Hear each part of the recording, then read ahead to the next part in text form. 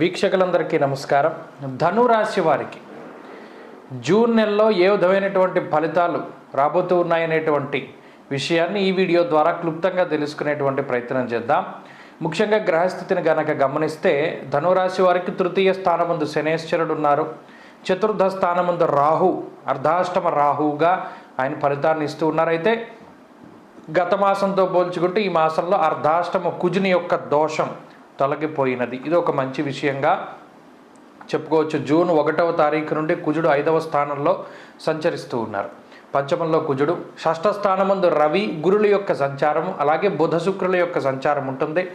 15వ తారీఖు జూన్ దాటిన తర్వాత రవి 7వ స్థానంలోకి, శుక్ర బుధ గ్రహాలతో కలిపి ఆయన 7వ స్థానంలోకి వస్తారు. ఇది క్లుప్తంగా ఉన్నటువంటి గ్రహస్థితి. దశమ కేంద్రంలో కేతు ఉన్నారు. అయితే ఏ గ్రహం అనుకూలం ఏ గ్రహం ప్రతికూలం అనేటువంటి విషయాన్ని గనక చూస్తే తృతీయ స్థానంలో ఉండేటువంటి శనేశ్వరుడు అనుకూలించేటువంటి గ్రహంగా ఉన్నారు. షష్ఠ స్థానంలో ఉన్నటువంటి రవిగ్రహం అనుకూలించేటువంటి గ్రహంగా ఉన్నారు. మిగతా బుధుడు శుక్ర గ్రహాల తాలూకు స్థితిగతులను పరిశీలనలో మనం పెట్టుకుని మొట్టమొదటిగా ఆర్థికపరమైనటువంటి విషయాలు ఈ ధనురాశి వారికి ఈ మాసంలో జూన్ నెలలో ఆర్థికంగా ఏ విధంగా ఉంటుంది అంటే ఇది సామాన్యమైనటువంటి స్థితిని సూచిస్తూ ఉన్నది. కారణం ఏంటి అంటే తృతీయ స్థానమందు శనేశ్వరుడు యోగిస్తూ ఉన్న కారణం చేత క్రూరో బలి చేదృతే ఉపజయ స్థానాల్లో శనేశ్వరుడు చాలా యోగదాయకమైనటువంటి ఫలితాన్ని ఇస్తారు. మరీ ముఖ్యంగా తృతీయ స్థానంలో ఇది చాలా మంచి స్థితి. అనగా ఆర్థికంగా కొన్ని ప్రత్యేకమైనటువంటి పరిస్థితుల్ని ఆయన సృష్టిస్తూ ఉంటారు. ఆర్థిక ఇబ్బందులు వచ్చినా కూడా వాటిని దాటగలిగేటువంటి విధంగా, సాహసోపేతమైనటువంటి నిర్ణయాలు తీసుకునేటువంటి విధంగా శనేశ్వరుడు ఎక్కువగా ప్రేరేపిస్తూ ఉంటారు. అయితే మాసం ప్రారంభంలో షష్ఠ రవి కూడా ఉన్నారు కాబట్టి షష్ఠేరవో సుసౌఖ్యాదిన్ యత్ర కార్యార్థ సాధనం అంటూ ఉన్నది శాస్త్రం. అనగా ఇటు శనేశ్వరుడు రవి తాలూకు శుభ ఫలితాల వల్ల ఆర్థిక పరిస్థితులు అయితే మెరుగ్గానే కనబడుతూ ఉన్నాయి. అంత ఆర్థిక లోటు అయితే ఈ మాసంలో ఈ రాశి వారికి కనబడడం లేదు. కానీ ఇక్కడ వచ్చేటువంటి ఆదాయం బాగుంది అని చెప్తున్నాం. మరి ఖర్చో షష్ఠగురుడు ఉన్నప్పుడు కొంత ఖర్చులు అధికంగా ఉంటాయి. మరీ ముఖ్యంగా స్వజనే కలహస్తదా అన్నారు. సొంత బంధువులు, సొంత మిత్రులు, కుటుంబస్తుల దగ్గర నుండే సహకారం లభించక కొన్ని సందర్భాల్లో కొంత ధనాన్ని నష్టపోయేటువంటి పరిస్థితి, కొంత అధికంగా ధనాన్ని ఖర్చు పెట్టేటువంటి పరిస్థితులకి ఈ గ్రహస్థితి కారణమవుతుంది. కాబట్టి ఇక్కడ ఆదాయం బాగుంది, దానికి తగ్గట్టుగానే ఖర్చు కూడా కనబడుతూ ఉన్నది. కాబట్టి సాధారణమైనటువంటి ఆర్థిక స్థితి అని మనం చెప్పవచ్చును. ఇక రెండవది ఆరోగ్యపరమైనటువంటి విషయాలు.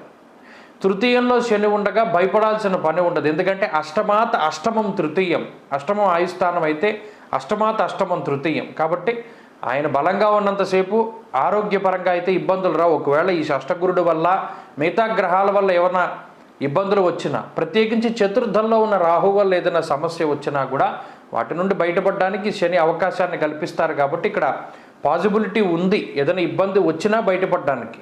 అయితే ఇబ్బంది వస్తుందా రాదా కొన్ని సందర్భాల్లో రావచ్చు, ఎందుకంటే అవకాశం ఉంది దానికి కూడా. కాబట్టి ఇక్కడ భయపడే పరిస్థితులు లేవు.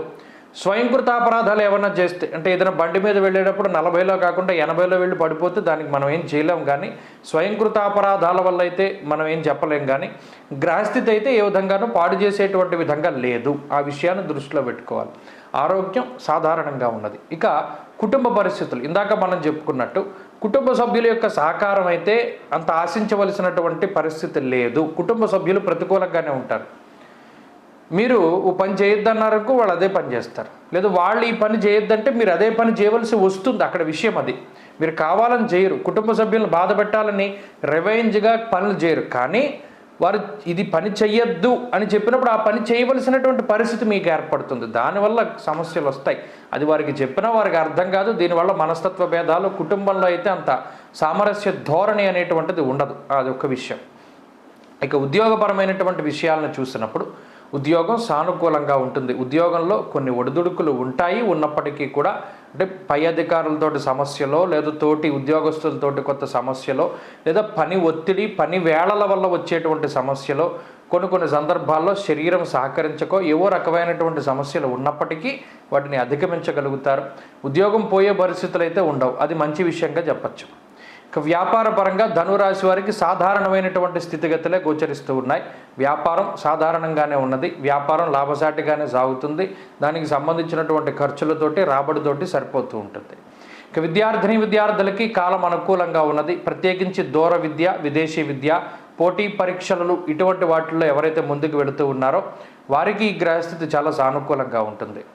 అలాగే స్త్రీలకు ప్రత్యేకించి ఈ గ్రహస్థితి మానసిక ప్రశాంతతని కలగజేస్తూ ఆరోగ్యాన్ని అలాగే ఐశ్వర్యాన్ని కలగజేస్తుంది. స్త్రీలకి ఈ గ్రహస్థితి చాలా గొప్పగా ఉపయుక్తంగా ఉంటుంది. అనగా ఉద్యోగ వ్యాపారాలు చేసేటువంటి స్త్రీలు కూడా లాభపడడానికి అవకాశం ఉన్నది. మొత్తం మీద చూసుకున్నప్పుడు ధనురాశి వారికి జూన్ నెల అనేటువంటిది అది కొంత మిశ్రమమైనటువంటి గ్రహస్థితిగానే చెప్పవచ్చును.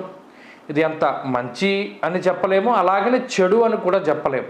ఇది రెండింటి మిశ్రమమైనటువంటి ధోరణిలో ఉంటుంది. ప్రత్యేకించి జూన్ 15 దాటిన తర్వాత సప్తమ స్థానంలోకి రవి, శుక్ర, బుధ గ్రహాల యొక్క సంచారం ప్రారంభమవుతుంది. అందువల్ల దీన్ని 2 రకాలుగా విడగొట్టుకోవాలి. 15కి ముందు శుభ ఫలితాలు, 15 తర్వాత ఇబ్బంది పెట్టేటువంటి ఫలితాలు. అందుకని ఏదైనా పనులు ముఖ్యమైనటువంటి ఉంటే 15వ తారీఖు లోపులోనే పూర్తి చేసుకోవాలి. 15 తర్వాత ఏమవుతుంది? సామంత జన విద్వేష దారాపీడా సుతామయం. ఇక్కడ షష్ఠగురుడు భార్యాపిల్లలతోటి సమస్యల్ని, సప్తమంలో ఉన్నటువంటి రవి భార్యాపిల్లలతోటి సమస్యల్ని కలగజేస్తున్నారు. కాబట్టి అక్కడ కుటుంబం యొక్క సపోర్ట్ పూర్తిగా దెబ్బతింటుంది. కాబట్టి దీపం ఉండగానే ఇల్లు చక్కబెట్టుకోవాలి. వాళ్ళ సపోర్ట్ ఉండగానే మీరు అన్ని కూడా ముగించుకోవాలి. కాబట్టి 15వ తారీఖు లోపులోనే అన్ని ముఖ్యమైనటువంటి పనులని పూర్తి చేసుకోండి. 15 తర్వాత ఇంకేం మెంటల్గా ఒకటి ప్రిపేర్ అవ్వాలి. ఎవరో సహాయం చేయరు, ఏ పని చేసినా మీరే చేసుకోవాలి అనేటువంటి ధోరణిలో ముందుకు వెళితే మాత్రం గ్రహస్థితి అనుకూలంగానే ఉంటుంది. స్వయంకృతాపరాధాలు చేయకండి. జోదము, బెట్టింగులు ఇటువంటి వాటి జోలికి వెళ్ళకండి. దానివల్ల ఆదాయం బాగుంటుంది. వాటి జోలికి వెళ్లకుండా ఉంటే మీ ఆదాయం మీకు మిగులుతుంది అని అర్థం.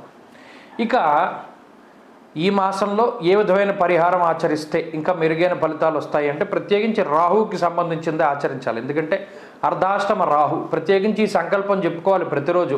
మమ చంద్రలగ్నవశాత్తు అర్ధాష్టమ రాహు దోష నివారణార్థం అనేటువంటి సంకల్పం చెప్పుకుని మీరు ఒక స్తోత్రం చదివినా, ఒక హోమం చేసినా, ఒక దానం చేసినా, ఏం చేసినా ఆ సంకల్పం చెప్పుకుని చేస్తే ఆ దోషం నివారణ అవుతుంది. ప్రత్యేకించి రాహువుకి సంబంధించినంత వరకు అమ్మవారి ఆరాధన చాలా మంచిది. దుర్గా స్తోత్రాన్ని కానీ అలాగే దుర్గా సప్త శ్లోకి పారాయణ చేయడం కూడా చాలా మంచిది. సప్తశతి కానీ సప్తశ్లోకి కానీ చదువుకోవచ్చును. దేవీ ఖడ్గమాల అయితే ప్రతిరోజు చదువుకుంటే మంచిది. శుక్రవారం నాడు క్రమం తప్పకుండా దేవీ ఖడ్గమాల స్తోత్రంతో పాటుగా లలితా సహస్రనామాన్ని కూడా చదవగలిగితే మంచి ఫలితాలు సంప్రాప్తమవుతాయి. స్వస్తి.